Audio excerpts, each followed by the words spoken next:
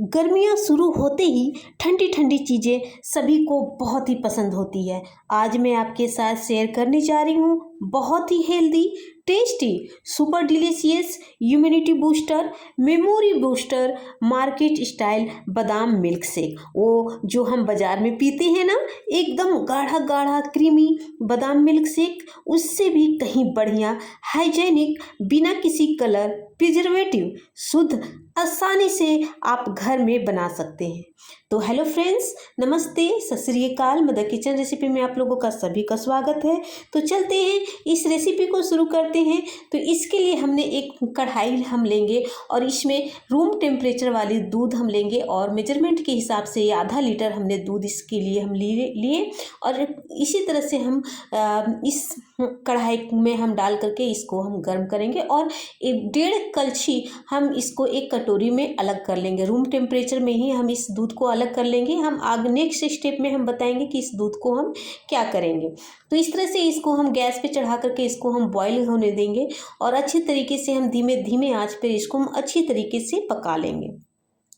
अभी होली आ रही है, रमज़ान चल रही है, तो इस तरह से आप घर में मेहमान आए तो इस तरह का मिल्क शेक बना करके उनको सर्व कर सकते हैं। तो हमने गैस पे इसको धीमे आंच पे छोड़ दिया चढ़ा करके, तब तक उधर बॉईल हो रही है, तब तक हम इधर दूसरी तैयारी करते हैं। तो इस बादाम को हमने रात भर 6 से 7 घंटे के लिए हमने इसको भिगो कर रखा और इस तरह से आप छिलके उतार करके भी इसको आप तैयार कर सकते हो और बिना छिलके भी उतार करके आप इसको इस रेसिपी को तैयार कर सकते हैं। तो आज मैं बिना छिलके उतारे आज मैं इसको पीसूँगी। तो एक मिक्सर जार लूँगी और इस सारे बादाम को हम इसमें डाल देंगे। आज छिलके के साथ मैं इस रेसिपी को तैयार करूँगी और इसमें 2 से 3 इसमें बड़े काजू हम इसमें ऐड करेंगे। इससे क्रीमी टेक्सचर आता है शेक में। और हम जो हमने कढ़ाई में जो दूध हमने उबाल रहे थे, उसमें हम 1 कलछी इसमें हम दूध डाल देंगे ताकि ये अच्छी तरीके से पीस जाए। अगर हम बिना पानी या दूध डाले हम इसको पीसेंगे तो ये अच्छी तरीके से नहीं पीस पाएगी और काफ़ी टाइम लगेगी। तो हमने उसी दूध को हमने यूज किया जो कढ़ाई में हमने उबाला। तो इस तरह से हमने अच्छी तरीके से इसका बारीक पेस्ट बना लिया। अब हम इसको साइड कर देते हैं और चलते हैं कढ़ाई में हमने जो दूध उबाल करके रखा था। तो ये धीरे धीरे क्रीमी टेक्सचर, और देखिए आप कितनी ये थोड़ी धीरे गाढ़ी होते जा रही है और जो किनारे किनारे जो लगी हुई है उसको स्क्रैच करते हुए इसमें मिला देते हैं ताकि ये और अच्छी लगे और जो शेक है वो बहुत ही टेस्टी और बहुत ही यम्मी बने। तो इस तरह से स्क्रैच करते हुए जितनी भी मलाई है सब हम इसमें इस दूध में हम ऐड करते जाएंगे और इसको अच्छी तरीके से हम बॉईल कर लेंगे। तो फ्रेंड्स, यहाँ मैं आपको याद दिला देती हूँ कि मेरी यह रेसिपी आप लोगों को कैसी लग रही है कमेंट बॉक्स पे लिख के हमें ज़रूर बताएं। यदि आपको अच्छी लगती है तो लाइक करें, यदि अच्छी नहीं लगती तो आप डिसलाइक भी कर सकते हैं। यदि आप हमें फेसबुक पे देख रहे हो फ्रेंड तो हमारे पेज को फॉलो कर सकते हैं। यदि यूट्यूब पे देख रहे हो तो मेरे चैनल को सब्सक्राइब करके हमें मोटिवेट करें और हमें सपोर्ट करें फ्रेंड्स। तो इस तरह से हमने दूध को अच्छी तरीके से बॉयल कर लिया और इस स्टेज पे हम इसमें 3 बड़े छोटे चम्मच हम इसमें चीनी डालेंगे। आप अपने अकॉर्डिंग, अगर आप मीठा खाना ज़्यादा पसंद करते तो आप थोड़ा और चीनी डाल सकते हैं और इस तरह से इसको हम चलाते रहेंगे जब तक चीनी मेल्ट ना हो जाए। तो इस तरह से हमने चीनी को अच्छी तरीके से मिक्स कर लिया। उसके बाद इसमें हम डालेंगे इलायची का पाउडर। आधा चम्मच हमने इसे इलायची का पाउडर डाला ताकि ये इसका जो फ्लेवर है वो बहुत ही अच्छा आए। इलायची पाउडर डालने से बहुत ही अच्छी फ्लेवर आती है। अगर आपके पास केसर है तो आप केसर को भी आप इसमें ऐड कर सकते हैं, जिससे वो हेल्दी भी बनेगा और बहुत ही टेस्टी बनेगा। तो आज हम केसर इसमें ऐड नहीं कर रहे हैं। अगर आपके पास है तो आप ज़रूर ऐड करें इसमें केसर को। तो इस तरह से इसको हम चलाते जाएंगे और धीमे आंच पे इसको हम कंटिन्यू इस तरह से हम चलाते जाएंगे। थोड़ी सी दूध अच्छी तरीके से जब पकती है तो वो मार्केट जैसा हमें जो टेस्ट आता है तो उस तरह का टेस्ट आएगा। मार्केट वाले इसी तरह से दूध को काफ़ी देर तक धीमे आंच पे पकाते हैं। तो इस तरह से मैं इसको गैस पे छोड़ देती हूँ, थोड़ी पकने देती हूँ।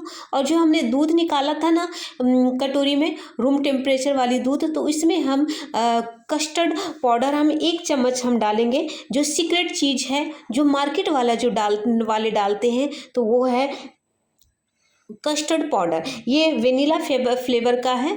तो इस तरह से हमने इसका घोल बना करके तैयार कर लिया, इस तरह से बना करके, ताकि जो हमारा जो मिल्क शेक है वो गाढ़ा गाढ़ा बने और क्रीमी क्रीमी बने।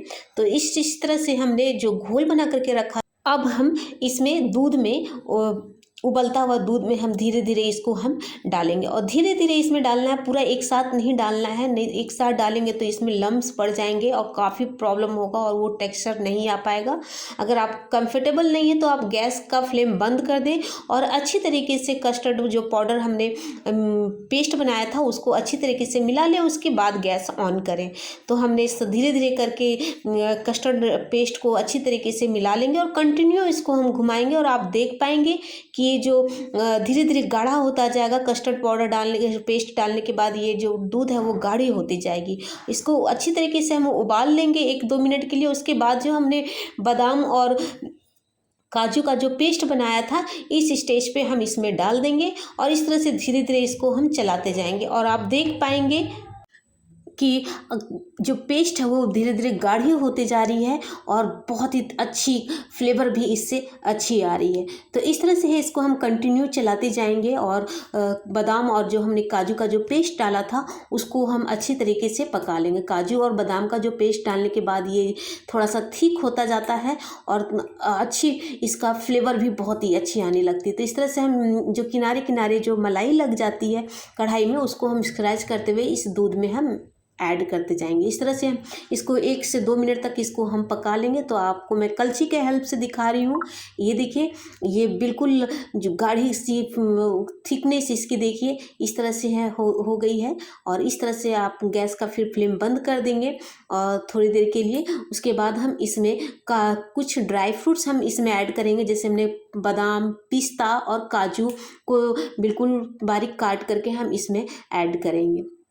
तो आप अपने अकॉर्डिंग जो भी ड्राई फ्रूट्स खाना पसंद करते हैं उसको आप ऐड करके इसमें ऐड कर सकते हैं। तो इस तरह से हम अब गैस का फ्लेम हम ऑन कर देंगे और इसको अच्छी तरीके से हम 1 मिनट के लिए इसको हम फिर से इसको पका लेंगे धीमे आंच पे।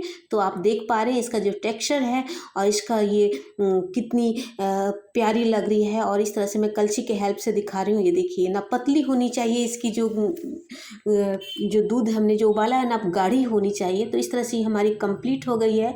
अब मैं गैस का फ्लेम बंद कर देती हूँ क्योंकि ये ठंडी होने के बाद ये थोड़ी और गाढ़ी हो जाएगी। ठंडी होने के बाद ये जो इसका जो पेस्ट है वो और थोड़ी गाढ़ी हो जाएगी।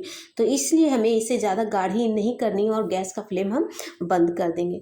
तो मैं आपको दिखाती हूँ। ये देखिए इस तरह से मैंने ड्रॉ किया, लाइन आपस में चिपक नहीं रही है। तो ये बिल्कुल परफेक्ट है हमारा, ये बिल्कुल कंप्लीट हो गई है।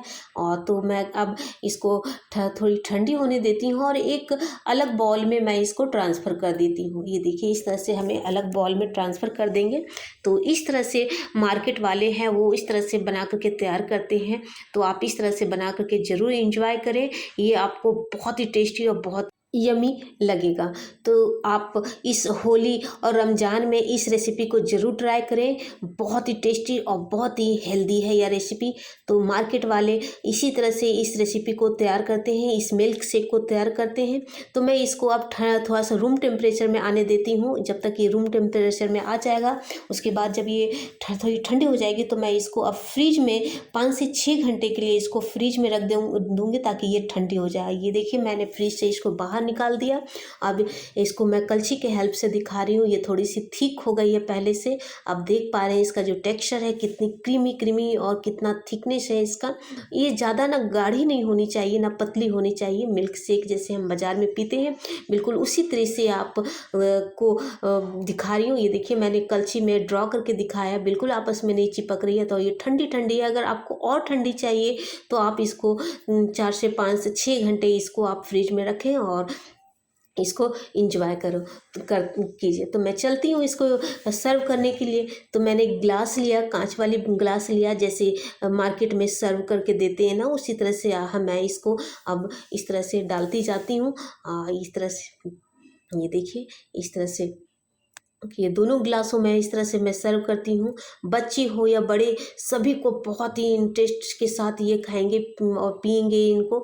और इस तरह से मैं इसमें काजू और पिस्ता और बादाम का कतरन जो है वो इस तरह से मैं डाल देती हूँ। आप चाहे तो इसके ऊपर आप टूटी फ्रूटी भी आप इसमें ऐड कर सकते हैं और गुलाब का जो पंखुड़ी होता है वो आप इसमें इस तरह से डाल करके डेकोरेशन के लिए आप और इस तरह से डाल के इंजॉय कर सकते हैं। तो ये बहुत ही टेस्टी और बहुत ही यम्मी है। आप इस त्यौहार पे आप ज़रूर बना करके ट्राई करें। तो फ्रेंड्स, अगली वीडियो में मिलते हैं कुछ नई रेसिपी के साथ, कुछ अलग रेसिपी के साथ। तब तक के लिए bye bye, take care, thank you.